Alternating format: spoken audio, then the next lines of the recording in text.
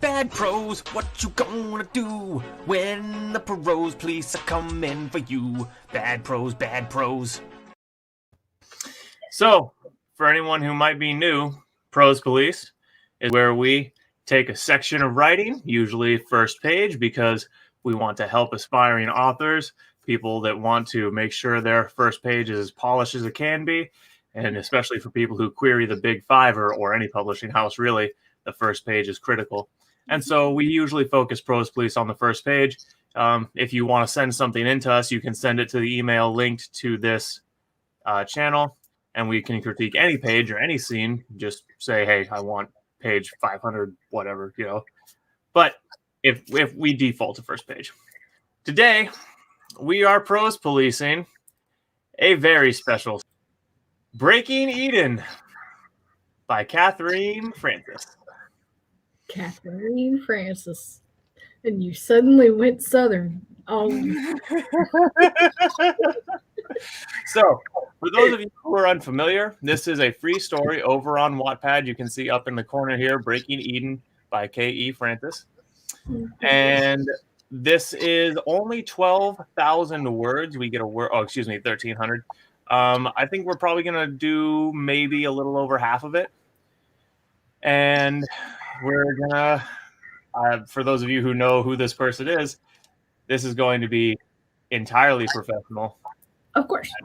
Unbiased as possible and as objective as possible, because it is possible to overcome implicit bias. Let's begin. Mm-hmm. Breaking Eden, Chapter 1. The road, only it's night. Actually, I believe the chapter title is Officer Hamlin. So, excuse me. Chapter 1, Officer Hamlin.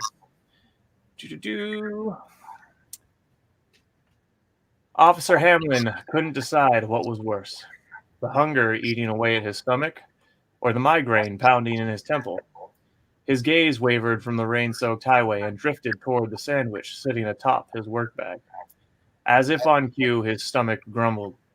He let loose an acid-filled belch that seared his throat and brought tears to his sleep-deprived eyes. That's a whole-ass mood, bro. I've had the same thing happen. Drumming his fingers against the steering wheel, Hamlin made up his mind. A hot meal would have been ideal on this frigid night, but he brushed the thought aside and snagged the sandwich off his bag.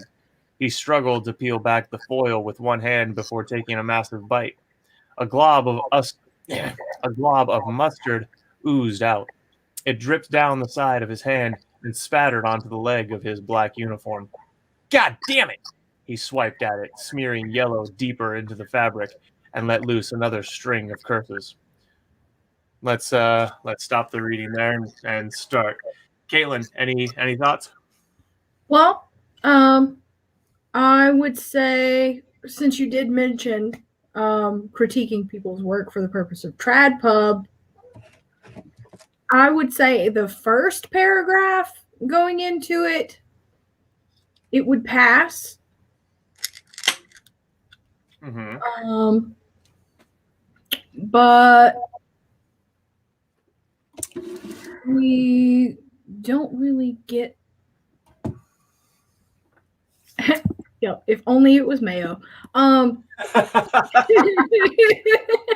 Mayo does come out so much easier. Yes. But I would say, though, it's really good for setting a mood somewhat as far as the character, but we're not really getting a whole lot as far as who this person is or why we should care about them. Well, yeah, that's fair, but of course we are only 2 paragraphs in. Now, as far as the first paragraph, first line that you were mentioning, I would say I would agree with the overall assessment that it passes, but I do think there could have been a better hook for that first line. I wouldn't have opened with a line about hunger, especially, let's see, rain-soaked highway. And we know he's driving down the highway. He has a migraine. I probably would have alluded to why he has that migraine. Mm-hmm. Because just saying he's hungry isn't necessarily enough. Does he have the migraine because it was a difficult call earlier in the day? Does he have a health condition? Why that migraine was there might have made for a better hook. Yeah. And it sounds almost like she was trying to set up to give the mood that this is some kind of an officer out on stakeout or something, but we don't get any of that from reading this. It just has to be deductive assumption, and I think it could have been added in even just a little bit. Like, why is he out there? Well, we know. Actually, no, we don't know that he's moving. Well, so his gaze wavered from the rain-soaked highway, so we kind of get the idea he might be moving, but we know he's on the highway, and his gaze wavered from the highway, so we definitely get the idea he's driving, and therefore we get the idea he's not on a stakeout. So I would kind of argue with your point there. When I read this first section that we just went over, I would actually say you more so get the feeling that he's driving home for the night. Okay. That's, that may be an issue there. What? Because that might confuse people. Why? And what specifically are you saying might confuse people? Well, I mean, because it sounded almost like he was stationary, but then. Well, again, why would if he was stationary, why would his gaze be wavering from the rain-soaked highway to go towards his sandwich? He would just be focusing on his meal. Yeah, that's true. Okay, my bad. Oops. So yeah, I think that was an over assumption on your part. Okay. So okay.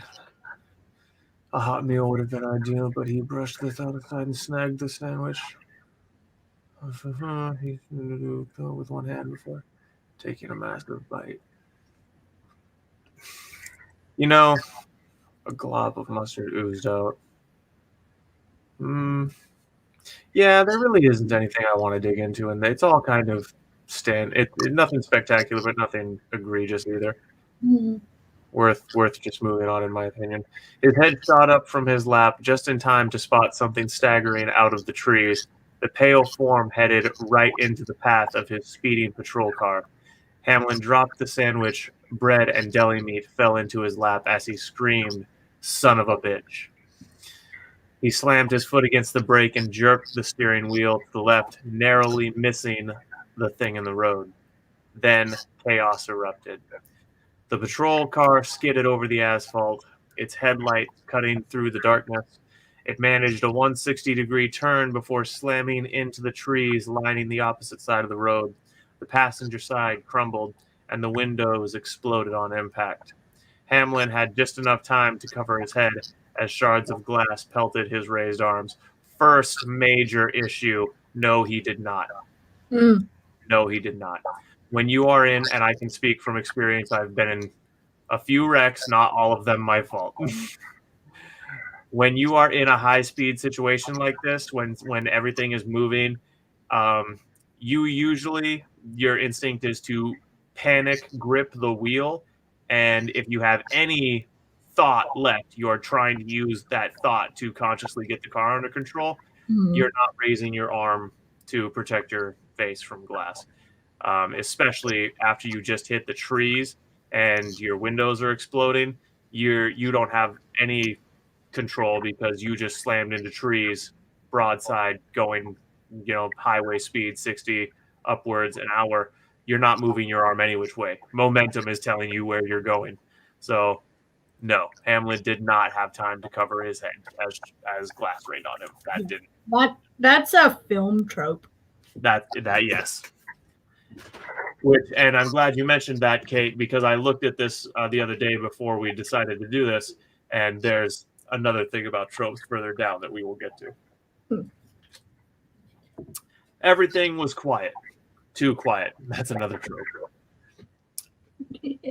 Lightning, and that's another one. So it's hard to believe that everything is quiet if it's raining and there's lightning. Yeah. Kind of makes it sound like there was a storm. So which is it? Is it stormy out, or is it quiet? You know, Or did quiet he storms exist, but they're rare. or did he suddenly lose his hearing from the crash? Which is possible, but if that's what happened, say it. Lightning illuminated the darkness. Moments later, thunder cracked overhead. The clouds opened up and released a torrent of unrelenting rage.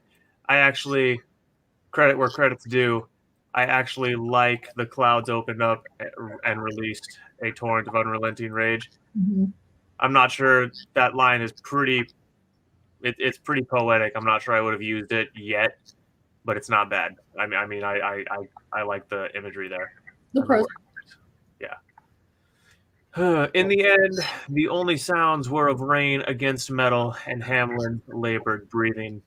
The windshield wipers came to a stop, making it nearly impossible to see past the flooded glass. He squinted into the darkness, trying unsuccessfully to make sense of everything beyond the muddled headlights. Then he fell back against his seat in frustration. Get a hold of yourself, old man. Your goddamn eyes are playing tricks on you. Ain't nothing out there but you and the road. Nothing to be afraid of. He rubbed his hands over his face and sighed, and whatever the hell that thing was. A flash of white skin and dark hair dashed briefly through the beams of dim light. This time, he did see it. He saw all of it. His high-pitched cry echoed into the night. Oh, dear God, what the fuck is going on? Now here's my second major issue. Mm-hmm. No one would say that in this situation. That's true. Oh dear God, what the fuck is going? You might go what the fuck, or you might go dear God. But oh dear God, what the fuck is going on? Who would say that in this situation? Especially if nothing more serious is happening than a figure darting. Right. Because there's a perfectly reasonable explanation for shit darting across your headlights. There's deer, there's plenty of animals out in the woods, frankly. Yeah. And an old grizzled officer, he'd probably be telling himself, it's just animals, you're seeing shit, get a hold of yourself. He wouldn't be say because that phrase right there, that's like something that someone would be saying when they're having a full-on meltdown, in my opinion. Yes. And he's not at this juncture. He is not at this juncture. With shaking hands, Officer Hamlin drew his gun and squinted out into the darkness. He almost dared that thing to show itself again, but nothing came. There was only rainfall, the car, and a terrified old man who was 1 year shy of retiring unless he dropped dead of a heart attack tonight. There's your second trope. Now, let me tell you, folks, I personally have no problem with including tropes in your writing. I think that well-executed tropes, even if you don't necessarily do anything unique or subversive with them, as long as they're well-executed, they can still be really enjoyable. Yeah. But what I don't like about this right here is that the old detective or cop or soldier or whatever that's about to retire, a week from retirement, a year from retirement, whatever, within sight of retirement, that trope is used to make the audience immediately sympathize with the character in question. It is a trope that is used to cheat building characters and cheat characterization and garner instant sympathy. And that is exactly how it's being used here. We know nothing about this guy other than he eats deli sandwiches and he's a little bit reckless of a driver. Yeah. We've had character description really, aside from the fact that he's wearing a uniform and driving a patrol car. And this is a very vague characterization because age of retirement is relative. So, Right. how old is this person? Yeah, retirement age is not a standard thing across the board at all. Some police forces you can retire at 20 years. So if you manage to get in your 20s, you could retire still a relatively young man. So Mhm. yeah, we still don't know very much about him. Although the thing about the heart attack does age him a little bit more sufficiently, so we get more of a ballpark that he's in his 60s, 70s or so. Very possibly, but it also lends itself to the fact that he could be having a heart attack because he's scared of whatever is happening. So Right. that still doesn't tell us anything about his age. Now, I disagree. It tells us a little bit, but it's not definite. It's too vague. I would agree with that. It is vague. So that is 2 tropes, and we're what, 600 words in, Yeah. and that's two tropes already. He scanned the road with narrowed eyes, then turned toward the gaping passenger side windows. Inky black stared back at him. What are you? A creeping tightness grew in his chest. Oh, where are you? Excuse me. Where are you? A creeping tightness grew in his chest. All clear. He fumbled blindly for the handset radio and brought it to his mouth. Licking his lips, he tried to steady his breathing. This is Officer Hamlin. I got a bit of a situation here. He considered requesting a new pair of pants since he just shit himself, but didn't. There was a long stretch of static, then a husky voice filled the silence. Now, I don't buy this. This is I get why, because I know the author. I know why this was included, but I whether I knew the author or not, this would have bugged me. It's not. It doesn't fit. Yeah. People who have been on a police force long enough to retire do not shit themselves because they crashed their car and now they're looking at something creepy. These people are people who get shot at, threatened with death, beat up. They're not tender-souled individuals. They don't shit themselves easily. No. Plus, it's a jolt from the original narrative because we went from third person removed to third person close. This is borderline internal dialogue here. So it's inconsistency in narration. Yeah, and that's not a cardinal sin in of itself, but it is something that you have to be careful about, because if you're doing it, there needs to be a good reason you're doing it, and I'm not seeing a good reason to do it. It was just a developmental editor would flag you on. Yeah, I agree, and it's a choice you would have to defend to your editor if it was deliberate. Yeah. If it wasn't deliberate, you'd be like, oh shit, you're right, and you would fix it. And if you did it deliberately, you'd have to defend it to your editor because your editor would be like, no, wrong. Yeah. I said it to me a few times. Your editor would be like, they're all going to laugh at you. Cat would crucify you. Cat. Anyways. I love that woman. Cat's a swell gal. Anyways. There was a long stretch of static. Hit another deer, Hamlin? The woman drew out his name, laughing. No, Doris, I didn't hit another deer. He mimicked her thick Boston accent almost perfectly. Yeah, it's supposed to be a Boston accent, so. You got to work on them sounds, a little asshole, she rebuffed. What's your position? I'll see if we can get someone out to collect you. I'm on the corner of who gives a shit, and I don't fucking know. No. That is pretty good. Now, yeah, again, credit where credit is due. That's funny. That is actually pretty funny. Credit where credit's due. That's funny. But here's one issue, though. Again, he's an old cop. He would know where he was. He would be able, that's something that they learn how to do right away, the use of mile markers and being able to give your position, because if you do have to call for backup, you'd better be able to give them the exact info right now. So while this is funny, it's not good character building. It's not consistent with how a real world cop would actually function. And also, the first two things that he would do, having police officers in my family, the first two things that he would do would be to take stock of his injuries and figure out where the hell he was. Yeah, well, so yeah, that would be a snap thought process as he was reaching for his radio. He would have those things geared to say as soon as he was reaching for his radio, and as soon as stuff was no longer moving, and he was, made sure he wasn't immediately dying, he would reach for that radio. He tried to recall the last sign he passed on the highway, but for the life of him, he couldn't. Was it Riverton or Cadence? You kiss your wife with that filthy mouth?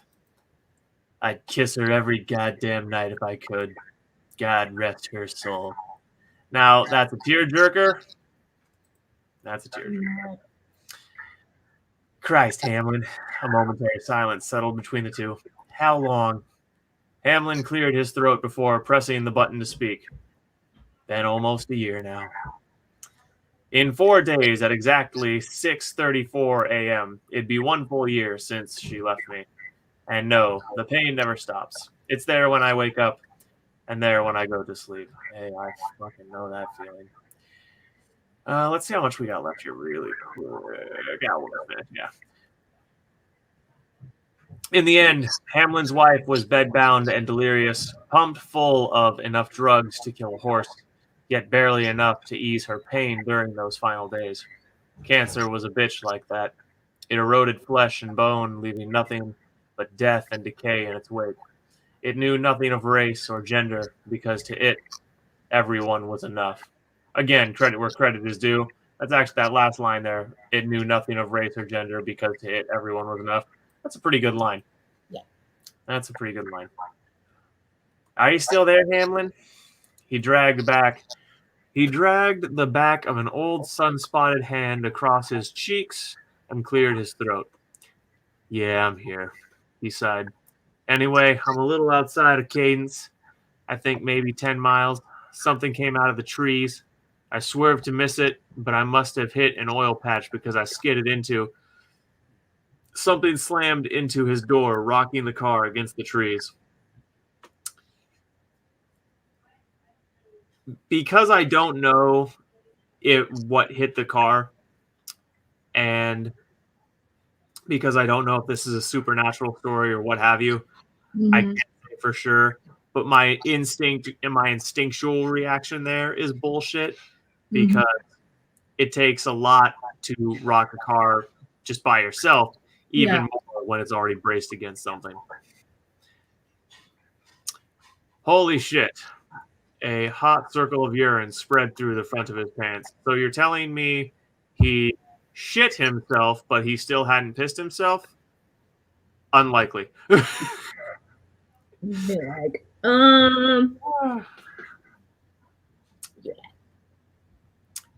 Hamlin, what happened? What's the matter? Doris' voice hardened. You answer me, goddammit. You answer me right now. Hamlin's eyes widened at the sight of the pale being outside his window. His heart pounded as he tried to catch his breath. Breathe, you old son of a bitch. Breathe, or you're going to die on this road. He brought the radio to his mouth, his voice hoarse as he gasped for air. Doris, I'm going to need an ambulance. He rubbed his tightening chest and squeezed his eyes shut as pain racked his body. Make that 2.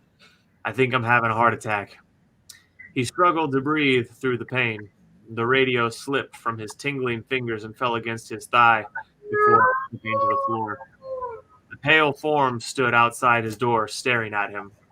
It was a woman, a naked one at that, with feral eyes and matted, rain-soaked hair, her dirty hands pressing against the glass. She tried to speak. Her quivering lips worked to form words that would never come. Instead, When she opened her mouth, a scream filled the silence. Thoughts, Kate?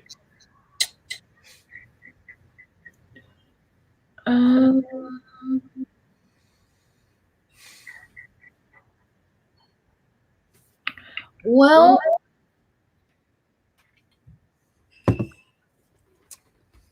so are we saying that it was the What? that hit the car?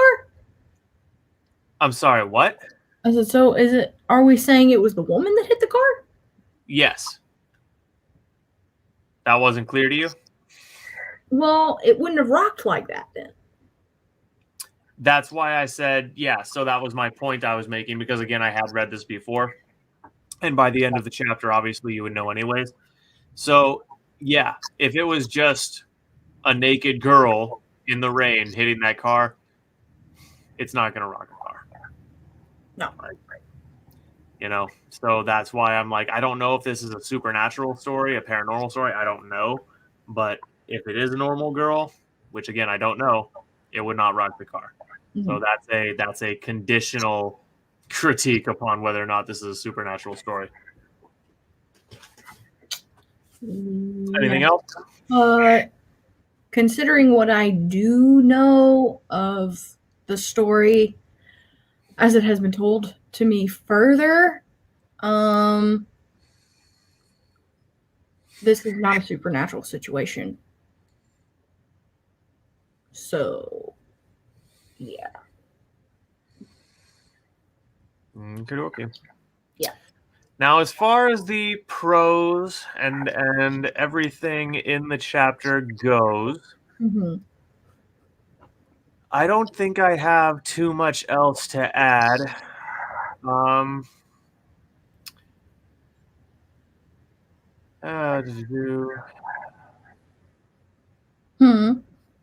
I was just looking at those comments briefly.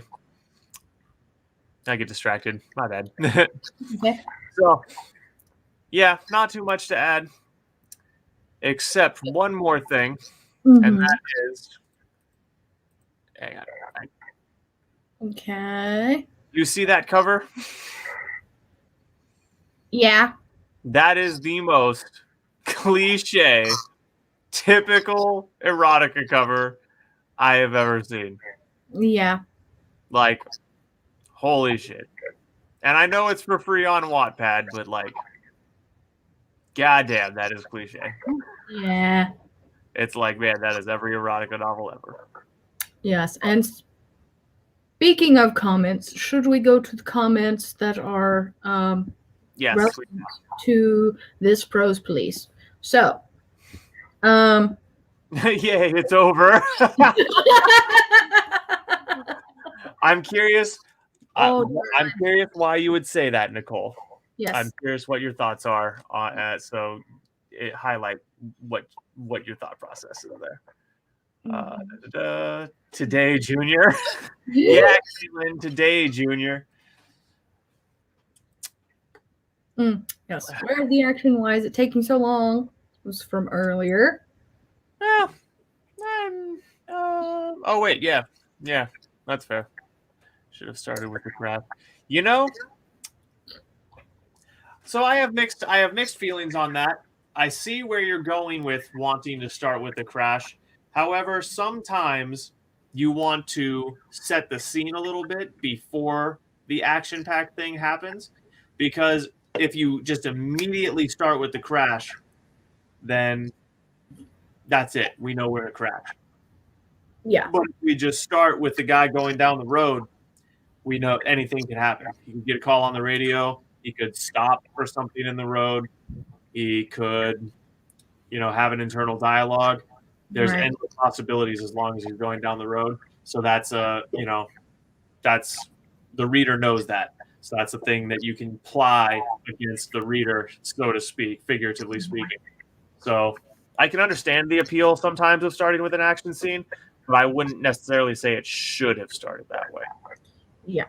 I mean, especially with the exception of having a heart attack, I guess. Yeah. Well, I mean, they were talking about that for right after the crash, and him seeming like he was okay. Yeah, and the heart attack for me, I do have to say too, Because that didn't happen till later. that's a hard sell. Again, a car crash and a girl smashing into the side of your car is going to give you a heart attack. Right. Also, You should have retired a while ago if your heart's in that bad of shape, bud.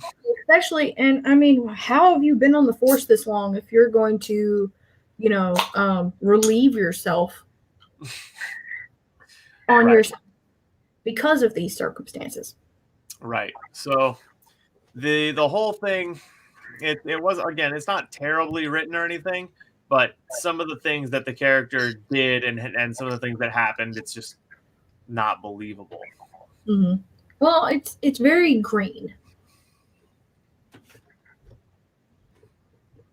It's a sympathy trope plus show not tell. Why share it that way? Why share it that way? Yes, I would agree. Yep.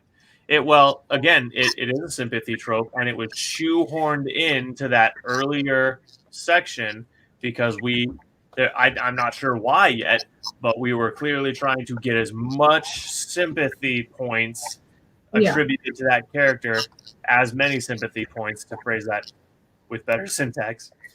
We were trying to get as many points going for that character as we could, and we didn't get a payoff on why by the end of the chapter. Yeah.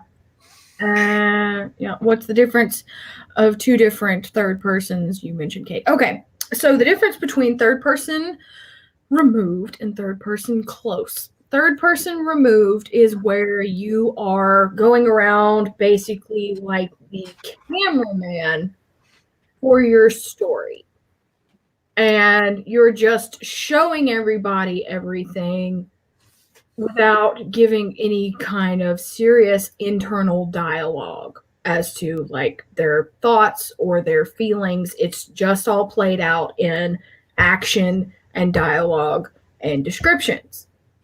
Third person close, however, is where the narrator is completely omniscient and is able to read people's minds and their hearts while being able to describe their actions and the settings that these actions are taking place in.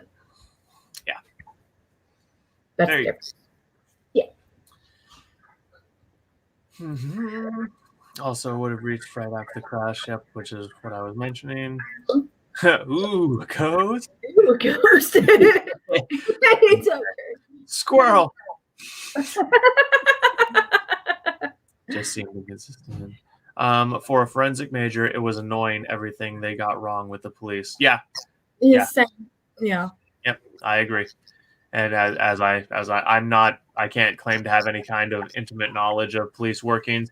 I've just listened to police interviews, and I pay attention when people tell me about what goes on at police forces and stuff because I find that interesting. But it's nothing I've put any particular study into. Okay, well, alrighty. Unless there's anything last minute, Kate, you can do the thing. Bad prose, what you gonna do when the prose police are coming for you? Bad prose.